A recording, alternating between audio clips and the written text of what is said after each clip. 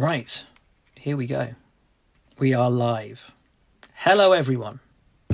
Welcome back to Formula One's Instagram account. Will Buxton with you, as always. A happy Easter to those of you celebrating Easter. Hope you're all healthy and happy and safe. We are going to, hopefully, if I can get all of the tech worked out, have a guest that I know you're looking forward to seeing as well with us today. Charles Leclerc is going to be on the phone with us from his home. We were talking to him a little bit earlier today, so we know he's around. We know he's there. We've just got to try and find him with all of you joining the chat already. Hope you're all doing well. Hope you're all keeping well over this break, as of course we all want to get back to racing.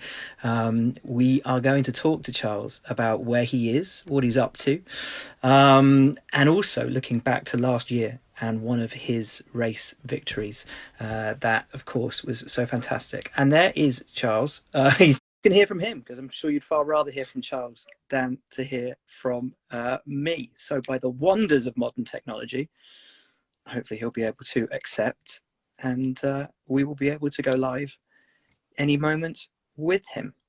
I hope so.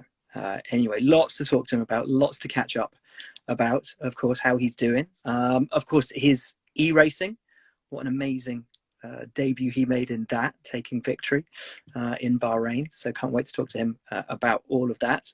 Where is Charles? I don't know. I've asked him to join. He is joining, I think, soon, hopefully. So welcome. As I said, happy Easter to those of you celebrating it. Hope you're all doing well. 7,000 of you online already.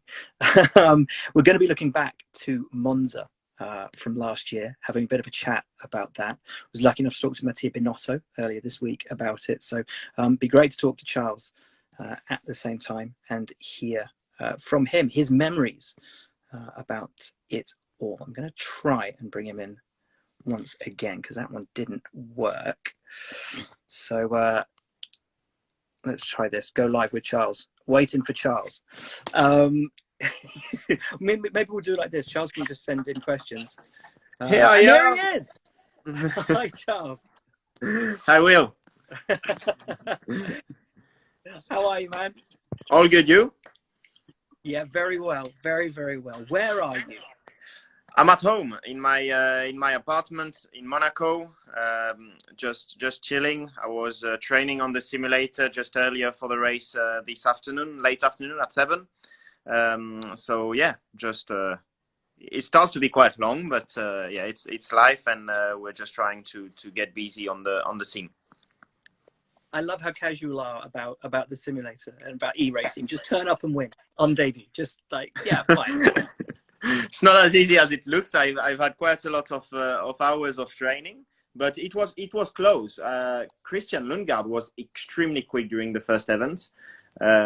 So yeah, it will be interesting. How much do you have to change the way that you drive for esports? Is it very different, or is it quite similar? It is quite a lot different.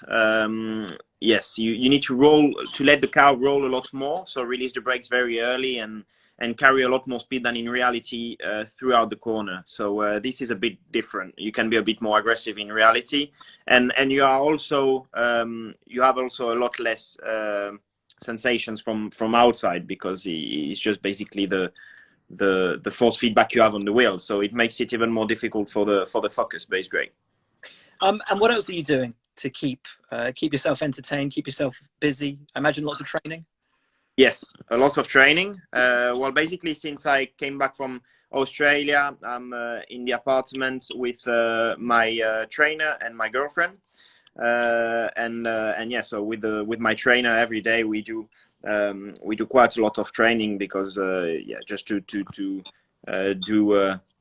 more things during the day, as otherwise it's quite long. Good stuff. And are you missing being in the car? I do. I definitely do. I really hope we'll anytime soon come back in the car, but for now I think the one everyone's health needs to be okay before us restarting. And yeah, but I think it's great. I think we've seen quite a lot of racing drivers, also myself, basically to start on sim racing, to just, of course, it's not the same as the reality, but at least it keeps us busy. It entertains the fans of Formula One in a different way, and to wait for the real races, I think it's a great idea. Excellent. Well, let's go back to a real race. Let's go back to Monza last year, because we're showing the replay of that this weekend, and no better person to talk to than you about it. And going into that weekend, I know you'd come off the back of your first win in Spa. It hadn't been a happy weekend, though, for obviously what had taken place on the Saturday. That roll of emotions coming into that weekend, that huge event in Milan that you had a couple of days before as well. What did you feel? What was going through your head when you arrived in Monza? A lot of pressure. First of all, I think it's the first time in my career that I had so much pressure. Yeah, I mean, the weekend starts for us basically the Monday, or the race weekend starts for us the Monday with a lot of activities. I think on the Tuesday or on the Wednesday we were in Milan, so many people, and you can really feel that the whole country, whole Italy is behind you, and behind Ferrari in general, most importantly. And you can feel they absolutely want you to win. So a lot of pressure. Then in qualifying, yeah, of course, I had the pole, but on the other hand, it was not a great qualifying for the whole team. I think we could have done probably better 1 and 2 starting on Sunday, but that's how it was. And then the race on Sunday was just crazy. I mean, I had Valtteri less than 1 second behind me the whole race. Then Lewis arrived towards the end and started to push me too. So it was very difficult mentally to stay focused, and I could also see all the Italian fans cheering in the grandstand. So I was trying to force myself to not watch too much the grandstands and keep watching the track. But yeah, and then when I finally won, it was a relief. It was really a really special feeling. What were the key parts of the race for you?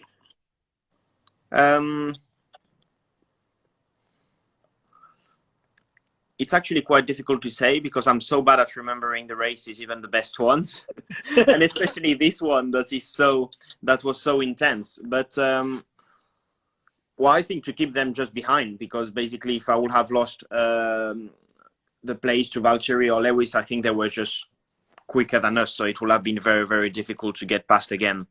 So I think the defensive part of the whole race basically was the key part, and was the most important thing. And I was aware in the car that it would be very important. It's not like we had a different strategy and we could come back later on. We during the race pace we were just struggling more than them, and so keeping them behind was the key part. You talk about the pressure going into the weekend, driving for Ferrari. It's not just the fans of Ferrari, it's the whole country, Italy, expecting the team to do well at Monza. But when you stood out on that podium, having taken the win, what did that mean to you, to the guys in the team, to all of Ferrari, to be back on the top step at Monza? It felt very special, and I could see it on everyone's face. We had won the Grand Prix before, but obviously in very special circumstances. Also for me, it was the first race, but I could not really enjoy it with what happened on the Saturday. So coming in Monza a weekend after, obviously doesn't make us forget what happened earlier. But yeah, we just started again, tried to work as much as possible on ourselves, and then everyone was a lot under pressure. The whole Ferrari was under pressure. All the mechanics, I mean, 99% of the mechanics of the engineers are Italian, so they all wanted to do well for their families and for everyone in Italy. So I could see the relief on their faces as soon as I crossed the line. When I stopped and see them, there was just, it looked like the best day of their lives. Then whether it was or not, I don't know, but I'm pretty sure it was a special day for everyone in Ferrari. And what about for you? Because it's such a special podium anyway, but to stand on that top step with that sea of red underneath you, that massive flag, it must have been incredible. Tell us what it's like being on that podium at Monza, wearing the Ferrari badge in red in Italy. It must be unreal. Well, it was the best day of my life. without a doubt. I mean, it was very, very special to see so many people cheering for one team and the team I'm in, and such a special team, which is Ferrari. It was very, very special. And as I said, the whole week was all about building up to that moment, which is the race, and which was so crucial. So to finally make it happen and win this race altogether was crazy. And on the podium, as you said, there were hundreds and thousands of people. 99% of them were wearing red, and I could feel also when they started singing, when I was on the podium, they started singing in Italian. The national anthem was a very special moment. Italians are very passionate about their racing. They know their racing. They know their Ferrari drivers. All it seems, except for the taxi driver that I think you took a ride with the next day. Talk to us about that. What happened? Yeah, well, basically the Sunday night, of course, I wanted to party a little bit for this victory. So we took the taxi to go to the restaurant, and the guy asked us, "Okay, so you went to the Grand Prix today?" And I was like, "Yes, we went to the race today." And he was like, "Yeah, and I've heard Ferrari won." And I was like, "Yeah, it's amazing, they won." I was like, "Yeah, the young guy they have, he's pretty good. I keep hearing of him at the moment." I was like, "Yeah, I hope he's pretty good. Thank you very much." And he was like, "Why thank you very much?" And only when I get out of the taxi, I told him it was me. So then he asked for pictures and he couldn't believe it at first, but it was a very funny story. Oh, that's fantastic. That's fantastic. And have you watched the race back since? Have you watched the replay? Yes, I did. Yes, I did twice, in English and in Italian. Nice. And do you get tense watching it, like the battles that you had trying to keep Valtteri behind, going wheel to wheel with Lewis? I know what's happening in the end, so I guess that helps. But yeah, of course. I mean, it still gives me chills anytime I see the end of the race, and yeah, it's always very special to watch it back. It must be.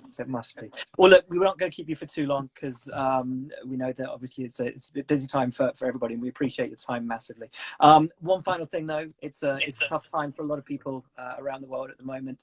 Do you have a message for your fans who are all obviously following you in esports and wanting to see you back racing?